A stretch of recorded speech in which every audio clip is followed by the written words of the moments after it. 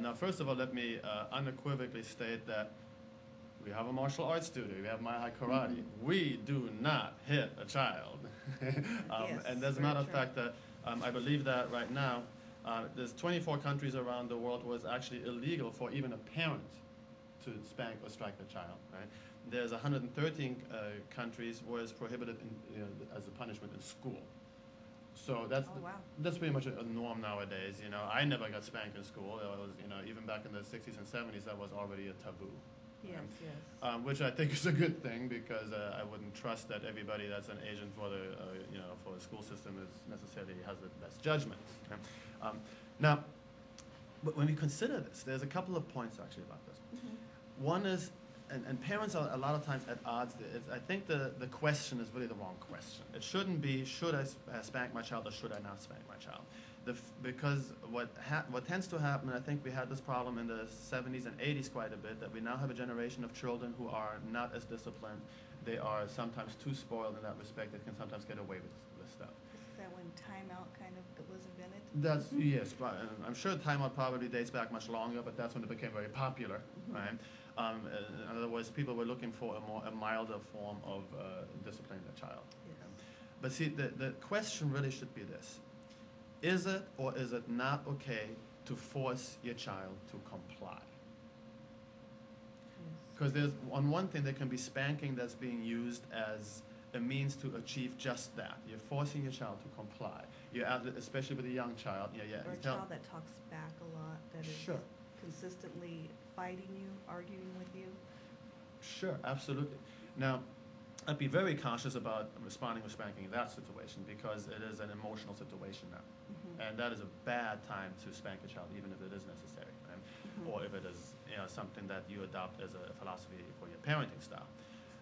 But see, the first question is, should I ever force my child to comply? And the answer to that is a definite yes. Because, that's usually one of the main reasons I hear a lot from parents. Child just does not want to cooperate. They're consistently arguing back with their parents. No, I don't want to do this. Or, yeah, I'll do it, but I'll do it later. Just constant back and forth. Absolutely, absolutely. I'm sure the parent just gets to a point, well, what do I do? Absolutely. And see, that's exactly it, Renee. That is why that question is so important. If your child conducts themselves in a way that is not acceptable, which at a young age is going to be things that are often dangerous, right?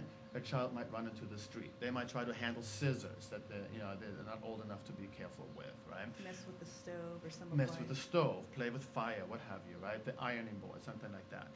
It is absolutely essential as a parent, in my opinion, and in most experts' opinions, and in most parents' opinions, that you absolutely have to make the child comply. Now, on one hand, of course, you can create a safer environment for your child, but, excuse me, the child has to understand that there's certain rules you do have to abide by. All of us have to do that. And that's not going to emotionally injure a child. A child understands that if you are not careful when you're running, you will fall, you will hurt yourself. If you touch a hot stove plate, you will hurt yourself. And a child learns that most of the time on the first attempt. Experience kind of teaches them. Right. I haven't really seen a lot of people who would continually touch a hot stove plate and continue to make that an issue. Yeah, right? they usually learn the first time. They learn the first time. And there's no emotional scarring involved in that. That's a natural learning process. Yes. Right? And as human beings, pain and pleasure are our two biggest learning factors. We move away from pain, we move towards pleasure. That's just a common thing. So, to the first question, my opinion is yes, it is absolutely acceptable and it's necessary to force a child to comply. Now, the question then becomes, how do you do that, right? Because, you'll have some children, throw tantrums. Depending Sure. on the age, younger children will throw tantrums. Sure. Maybe even physically throw stuff.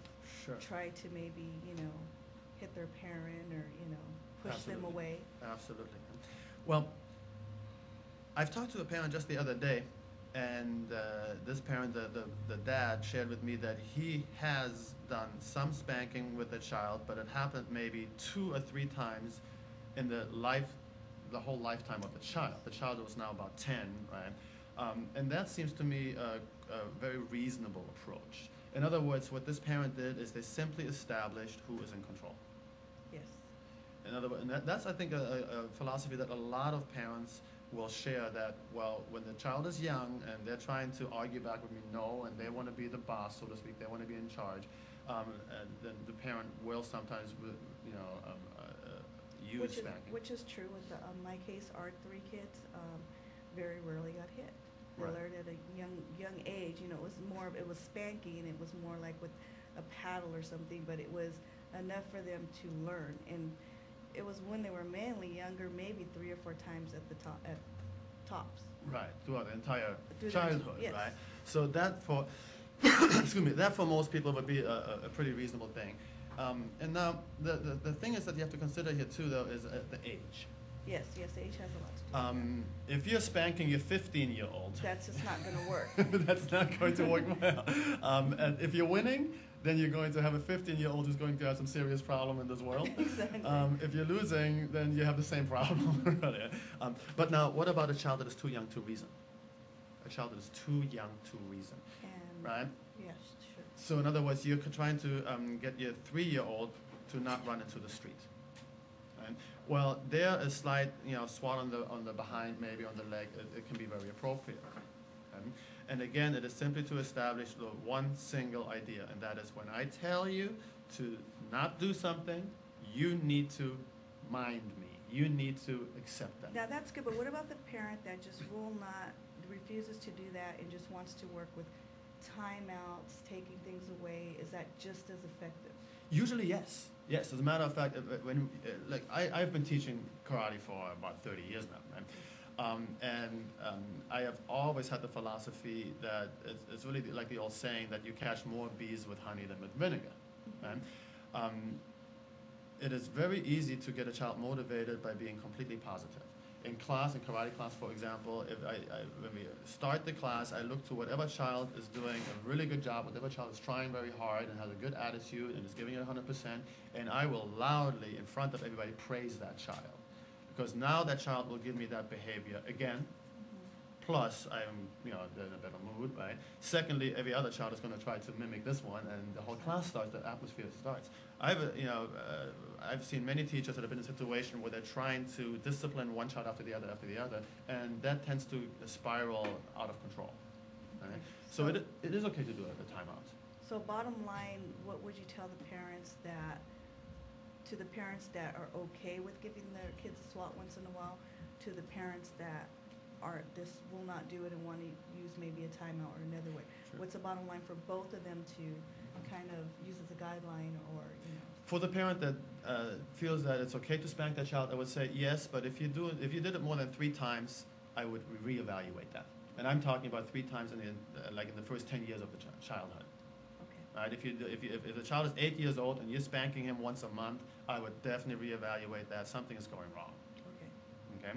To the parent that does not believe in spanking the child whatsoever and believes in timeouts, I think that you have to be very creative until your child is about 3.5 or 4, because a child at a young age, but when they're younger than 3, their communication skills are not good enough Yes, to. and they're just Right. going to run out or do anything Right. and go anywhere. Right. So you have to make a punishment that it does not entail a long explanation. Your child is not going to, after the explanation, ponder on what you just said. They don't even know what you really said, right? Now, if the child is older, I would definitely say timeouts are very effective. However, it really has to be a timeout. If you put your child in a timeout and the child is still arguing back with you and you continue to speak to the child, That's just negating everything. it's not really a timeout.